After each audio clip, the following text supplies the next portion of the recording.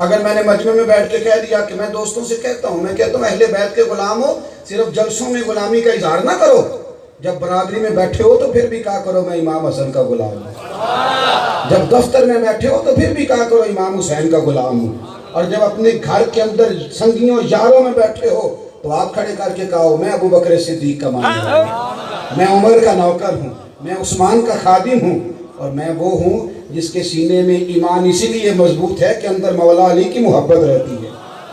اپنی زندگی میں یہ چھوڑیں کچی پکی باتیں، پورا عمل دین پر کریں۔ اعلیٰ حضرت فاضل بریلوی فرمایا کرتے تھے نہ اتنا ذرا سا بھی ہم دائیں بائیں نہیں ہونے دیں گے۔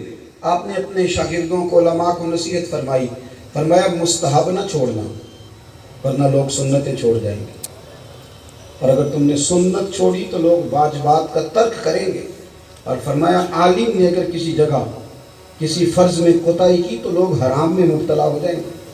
چھوٹی، اور یہی نصیحت آپ نے والدین کو کی، فرمایا والد چھوٹی چھوٹی باتوں کا گھر میں خیال رکھے، اس لیے کہ اس کا بچہ اسے ریڈ کرتا ہے، چھوٹی چھوٹی باتوں کا باپ خیال رکھے، اس کا بچہ اسے دیکھتا ہے۔ ماں بولنے میں، بات کرنے میں، اٹھنے میں، خامد سے گفتگو کرنے میں محتاط ہو جائے، وہ 10 منٹ کا آدھے گھنٹے کے لیکچر سے بچے کی تربیت نہیں ہوگی، بلکہ ماں کو پوری توجہ دینی ہے اپنے عمل کے ساتھ۔ ایک بات تو یہ کہ اپنے آپ کو دین سے اس طرح جوڑیں کہ چھوٹی چھوٹی چیزیں، ہم لوگوں نے نا آزادی حاصل کرتے کرتے ہر شے سے ہی آزادی حاصل کر لی، اس کی بھی گنجائش ہے دین میں، اس کی بھی گنجائش ہے دین میں، اس کی بھی گنجائش ہے۔ او بھائی، ایک گنجائش ہوتی ہے، ایک گنجائش ہوتی ہے اور ایک رضا ہوتی ہے۔ دین کا مزاج سمجھے۔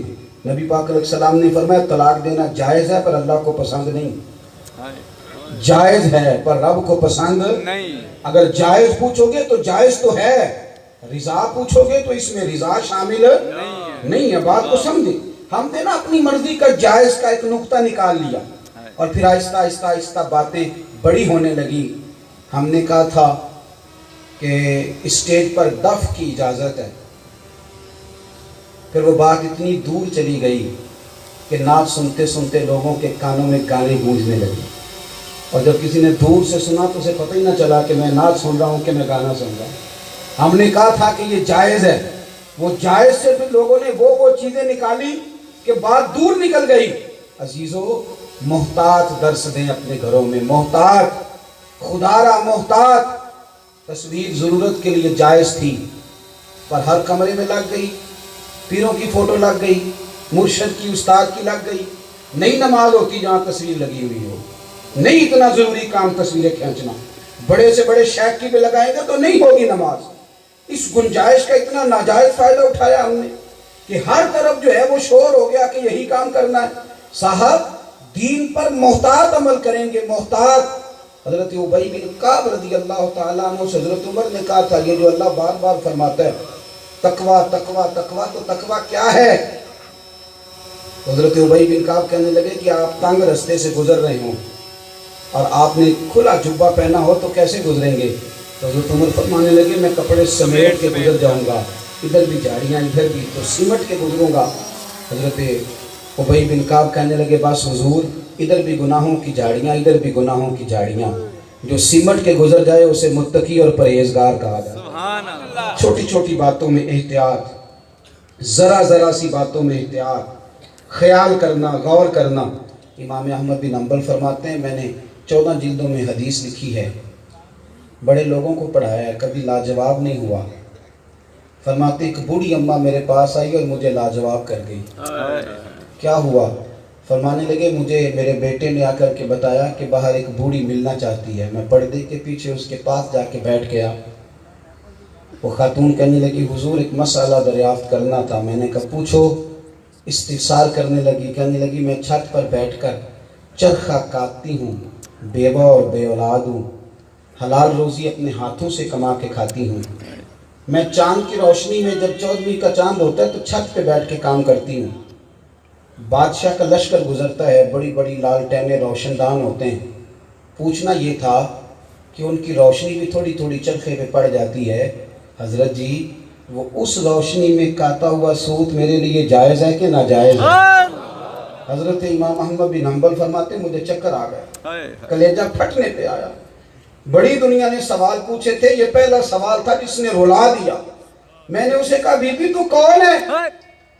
وہ کہنے لگی آپ سے مسئلہ پوچھنے کے لیے شناختی کارڈ بھی جمع کرانا ہوتا ہے، آپ سوال کا جواب دیں۔ تو میں نے کہا نہیں، پہلے بول تو کون ہے؟ کہنے لگی ایک دیوانہ سا ہے، دیوانہ سا، ایک دیوانہ سا شخص ہے، یہاں بشر حافی اس کو کہتے ہیں، بغداد کی گلیوں میں پھرتا رہتا ہے ننگے پاؤں، میں اس دیوانے کی بہن ہوں۔ امام احمد بن حنبل رو پڑے، کہنے لگی بی بی کوئی اور ہوتا تو میں اسے کہہ دیتا کہ جائز ہے، لیکن تیرے لیے فتویٰ یہ ہے کہ تو جب تک وہ گزرے تو اپنے چرخے کا کام بند کر دیا کر تیرے لیے۔ امام احمد بن حنبل فرماتے ہیں ساری زندگی وہ خاتون مجھے یاد رہی، میں رویا کرتا، دین تو اس کا نام ہے، کوئی نہ کوئی گنجائش نکال لینا ضمیر کو مطمئن کرنے کے لیے، کوئی نہ کوئی ہیلا بنا لینا۔ فاضل بریلوی اس کے قائل نہیں ہے، وہ کہتے ہیں دین کی ایک تخصیص ہے، تمہیں اس تقوی کے ساتھ، اس روشنی کے ساتھ، اس وقار کے ساتھ چلنا ہے، خبردار تمہیں اجازت نہیں۔ اور تیسری بات جو میرے اعلیٰ حضرت کی فکر میں بڑی جاندار ہے، اعلیٰ حضرت فرماتے ہیں کہ نبی کریم کے ساتھ نا رشتہ غلامی والا رکھو۔ کون سا جی؟ غلامی والا۔ میرے زمانے میں نا بحث اتنی طویل ہوئی ہے کہ لوگوں کے اندر سے شوق ذوق ختم ہو گیا۔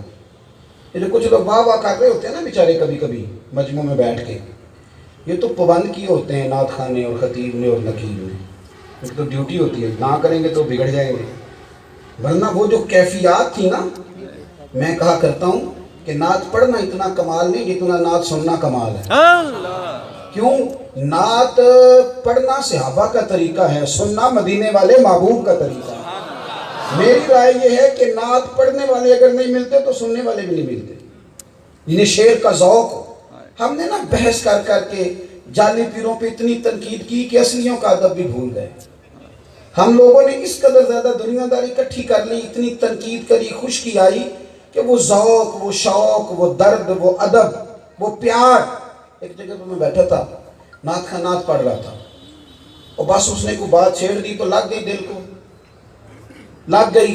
مرحوم آدم چشتی کا وہ غالباً کلام پڑھ رہا تھا، تیری نسبت نے سوارا میرا انداز حیات، میں اگر تیرا نہ ہوتا سب دنیا ہوتا، عشق تیرا نہ اگر میرا مسیحا ہوتا، میں بھی پندار کے صحراؤں میں کھوئے۔ وہ پڑھ رہا تھا تو بس کہیں بات چل نکلی، آنسو نکل پڑے۔ میں نے ساتھ والے سے کہا، محفل میں بیٹھے بیٹھے میں نے کہا یار مزہ آ گیا۔ وہ کہہ رہا ہے 40,000 لے آ دیں۔ میں نے کہا یار بات سن، پہلی بات تو یہ کہ تم نے دیا کیوں، اور اگر اس نے لے لیا ہے تو اب تمہیں بتانا نہیں چاہیے تھا مجھے، میرا تو تم نے مزہ خراب کر دیا۔ اور پھر اس سے اگلی بات یہ ہے کہ یار جس طرح اس نے آج دل کے تار چھیڑے ہیں نا، میرے خیال میں 40 تھوڑا ہے۔ جس طرح آج اس نے کیفیت بنا دی ہے نا، 40 کم ہے، یہ 80 ہونا چاہیے تھا، اس لیے کہ یہ محبوب حجازی کی باتیں کر رہا ہے۔ اور یار محفل میں آ کے تو نعت سننی ہے، اپنا ذوق نہ خراب ہونے دینا۔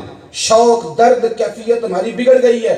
ہم صوفیاء کی جماعت کہلاتے ہیں، پر وہ ادب، وہ احترام، وہ پیار، وہ درگزر، وہ ڈھونڈنے سے نہیں ملتا۔ یارو جاؤ صرف محفل میں نعتیں نہ سنا کرو، کسی نعت خواں کے دروازے پہ دستک دو، اور جب وہ باہر نکلے تو تیری آنکھوں میں شوق دیکھے، اسے کہ یار ناراض نہ ہونا، آج نہ میری روح غذا مانگتی ہے، چل مجھے میرے نبی کی کوئی نعت ہی سنا دے، کر کوئی ذکر۔ جاؤ کسی عالم کے پاس اور جا کے کہو شیخ آج تڑپ گیا ہوں، بے سکون ہوں، ذرا چھیڑے نا میرے نبی پاک کی کوئی شان۔ حضرت ابو بکر کی، عمر فاروق کی، عثمان غنی کی، مولا علی کی، امام حسن کی، امام حسین کی، یار وہ ذوق کدھر گیا؟ ہمارے لوگ مست ہوتے تھے، آنکھوں میں آنسو رکھتے تھے، ان کا ایک دیدنی پیار ہوتا تھا، کبھی کبھی وہ سارا کچھ چھوڑ چھاڑ کے جا کے مسلوں پہ بیٹھ جاتے تھے۔ ہم نے تو اتنی عقل دوڑانی شروع کر دی ہے، نہ ہمارا کوئی پیر رہا، نہ استاد رہا، نہ کوئی بڑا رہا، ہم اتنے عقل مند ہوئے، ہم نے کسی کو ماننا کیا، کسی سے تھوڑی سی خیر لینی بھی چھوڑ دی۔ ہماری زندگی دین اتنا خوبصورت تھا، کلیجے ٹھنڈے کرتا تھا، پر ہم کہاں نکل گئے؟ اعلیٰ حضرت فرماتے ہیں ذوق رکھ زندگی میں، شوق رکھ۔ ان سے کوئی سوال پوچھتا تھا نا، فتوے کی دنیا کے لوگ کئی دفعہ خشک بھی ہو جاتے ہیں، تو وہ کئی صفحات پر مشتمل فتوے کا جواب لکھتے تھے، تو آخر میں یہ نہیں کہتے تھے بہت بڑا مفتی ہوں، آخر میں کہتے تھے فقیر عبد المصطفیٰ، میں تو مصطفیٰ کریم کا بندہ ہوں۔